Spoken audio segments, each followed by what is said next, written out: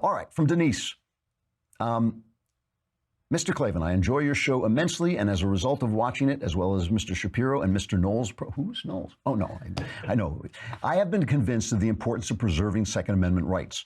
However, as a new convert, I'm a little baffled by your vehement opposition to raising the age limit for purchasing a firearm. We currently have an age limit for drinking and buying cigarettes that is much higher than the one for buying a gun. Please clarify for me what is so egregious about raising the legal age for gun ownership. Well, first, notice in your own question, you talk about the age limit for drinking and cigarettes. Those are vices.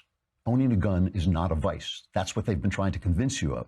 Now, here's the other thing. There are all kinds of answers to this, but let me give a few of them. Every fact that they're talking about with guns is wrong.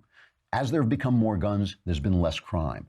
There were more school shootings in the 1990s than there are now. Everything they're saying is wrong. So why should we be having the discussion at all? The latest shooting in Florida was caused by a serial breakdown of government. It was just government incompetence all the way from the federal government down to the local government. Why are we talking about guns? Why aren't we talking about government incompetence? Their basic argument, the basic argument is the government failed to protect you. It let this guy collect guns and do what he wasn't supposed to do. It stood there and did nothing while he ran in and killed you. Now give us all your guns.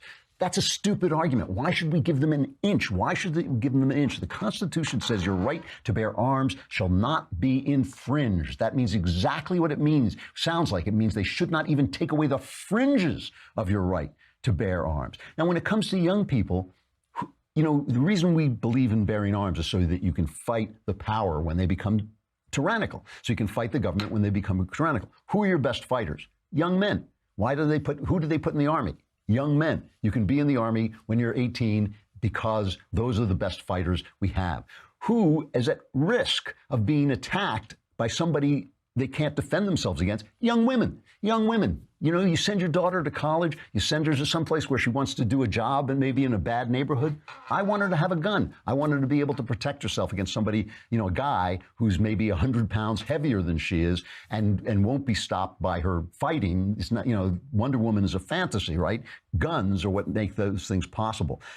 And finally, you take guns away from young people, you're just creating more gun-free zones. And we know that over 90% of these shootings take place in gun-free zones. Here's the thing. We know the left wants to take our guns, and we know why they want to take our guns. Every now and again, they actually spill it and they say it. They want to take our guns. We know why they want to take our guns, because they want to be able to tell us what to do safely.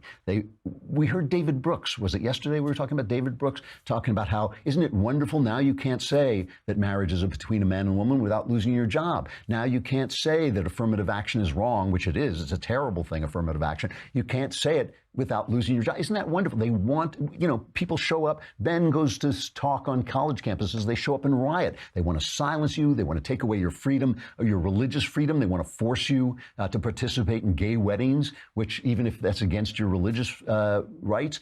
Obama wanted people to pay for abortions. We wanted Catholic nuns to pay for abortions. And for birth control that they didn't believe. We know they want this. We know they want it. Why would you give them an inch? As far as I'm concerned, every baby born in America should be issued a bazooka and with a big flag on it that says, come and take my rights. Mullen Lobby, baby, come and take it away. Every single baby born in America. So don't let them have anything. Don't let them have anything. Cigarettes and liquor are a vice. We should protect kids from them. We don't have to protect kids from guns. We just have to teach them how to use it and when to use it. All right. I'm really this is just my way of flirting with Dana Lash, I think.